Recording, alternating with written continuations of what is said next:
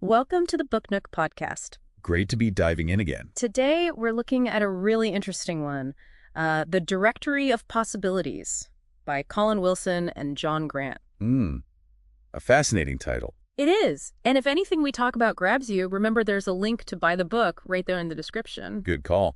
So this is one of those deep dives where we take a source, like this book, and really unpack it. Exactly. We try to pull out what's most interesting, most important, based on the materials listeners suggest. And this time, it's all about this directory. Right. A book that sounds like it charts, well, the edges of what we think we know. Precisely. It's not just a list of facts. It feels more like an invitation. An invitation to explore uncertainty, maybe. Yeah, I think that's a good way to put it. And the authors behind it are quite a pair. First, there's John Grant. Okay. Scottish writer, editor, real name, Paul LePage Barnett.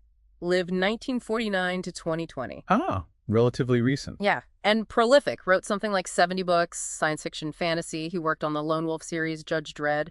Oh, wow. Okay. Diverse. Very, plus nonfiction, anthologies, and significantly, he co-edited the Encyclopedia of Fantasy with John Clute. Right. That's a major work. So you can already see a tendency towards organizing large bodies of knowledge. Exactly my thought. That skill, that experience with encyclopedic formats, you wonder how much that shaped this directory. Makes sense. He also did that encyclopedia of Walt Disney's animated characters, didn't he? He did. So Yeah. clearly someone comfortable with categorizing and structuring diverse information. Definitely.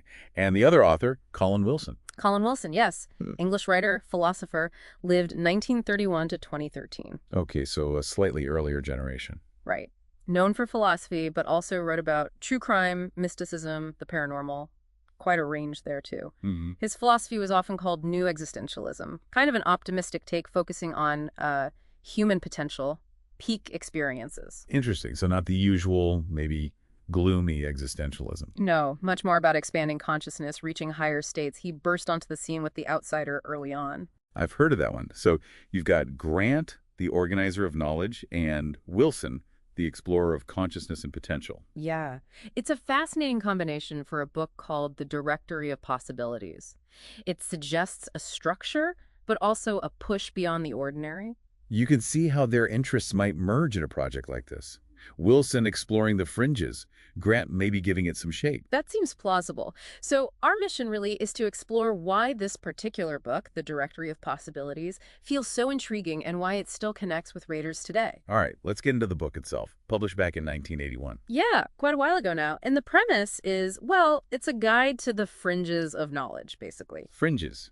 Like what specifically? All sorts. It's a real directory covering areas where there's uncertainty. So you get, the classic stuff like ghosts, the Bermuda Triangle. Okay, the expected paranormal entries. Right, but then it also dives into scientific concepts that were pretty cutting edge for 81. Things like genetic engineering, black holes. Ah, so blending the supernatural with actual science. Exactly. Even things like the heat death of the universe. And then throws in historical mysteries like the story of Caspar Hauser. Quite a mix. Putting ghosts next to black holes is a bold move. It is. It treats them all as, well, possibilities. Things worth being curious about. It suggests a certain openness, not immediately dismissing things just because they're unexplained or unconventional. Yeah, and listeners seem to pick up on that. We found some Goodreads reviews. Here's one from back in 2018. Okay, let's hear it. It says, fascinating book. Entries on anything vaguely supernatural or metaphysical I could think of. The futurism section at the end is absolutely astonishing, and some of their predictions are spot on. Strange to think this book was written in 1981. Wow.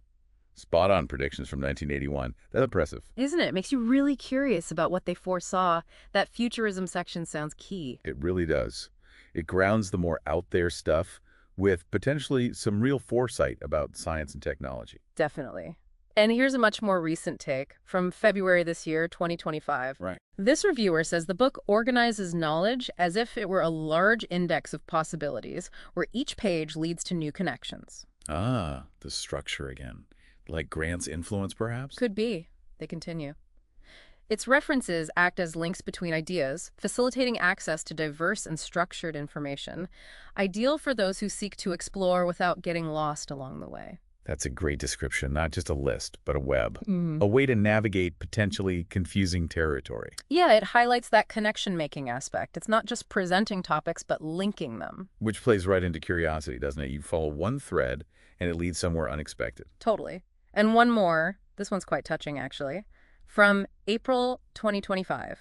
Oh, Someone who first read it back in the early 80s, they had a house fire, lost their original copy, oh, that's awful. and they made sure to replace this specific book. They call it a great and extensive reference source they still use. Now, that is an endorsement. Mm-hmm. Replacing it after a fire. That says a lot about its value to that reader. Speaks volumes, doesn't it? It's not just a novelty read. It's a resource people return to decades later. Absolutely.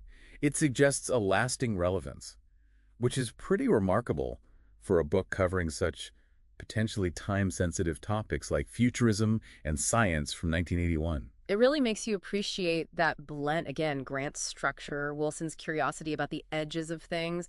It created something durable. Yeah, something that invites you to make your own connections, maybe across topics you'd never normally put side by side. And it seems like that's the core appeal, especially if you, the listener, enjoy that kind of thing, gaining knowledge quickly, but also seeing how different ideas might relate. It's a tool for the curious mind, really. A structured way to explore the unstructured, the unknown. Now, speaking of exploring fascinating things, if you're enjoying this deep dive, please do consider subscribing to the Book Nook podcast. Yeah, we explore different books and sources each time, so subscribing means you won't miss out. And leaving a review is also super helpful. It lets other book lovers find the show. Definitely appreciate that. But back to the directory. That lasting appeal is significant. It is. Why do you think a book like this from 1981 still gets such positive reviews today? Well, part of it might be nostalgia for some, like that last reviewer, but I think it's also timeless. The core subject's mystery, the unknown, the future, human potential, those things don't really go out of style. That's true. Our fundamental curiosity about the universe and our place in it persists. And maybe the way it presents the information, that non-judgmental, possibility-focused approach, is refreshing even now. In an age of instant answers, maybe exploring uncertainty has its own appeal. That's a really interesting point. It's not just what it covers, but how. It encourages thinking rather than just knowing. Exactly. It's about opening doors, not necessarily closing cases. So for anyone listening who enjoys venturing off the beaten path intellectually, who likes making those surprising connections, And wants maybe a reference book that's a bit different, a bit more provocative. then the Directory of Possibilities really does sound like it could be a fantastic find, a valuable addition to your bookshelf. It certainly made me curious to track down a copy myself. It sounds like a unique reading experience. Me too, actually. This whole exploration really drives home the power of a well-structured book that isn't afraid to tackle the weird and the wonderful alongside the scientific. A testament to looking at the world with wide open eyes, you could say. And the enduring appeal of a good mystery. Absolutely. Well, we hope you've enjoyed this deep dive into the Directory of Possibilities. It's clearly a book that sparks thought and encourages exploration. A journey through the fringes of knowledge, guided by two very interesting minds. Thank you so much for listening to the Book Nook podcast today. And don't forget that link in the description if you want to grab your own copy of the Directory of Possibilities. Definitely check it out. Until next time.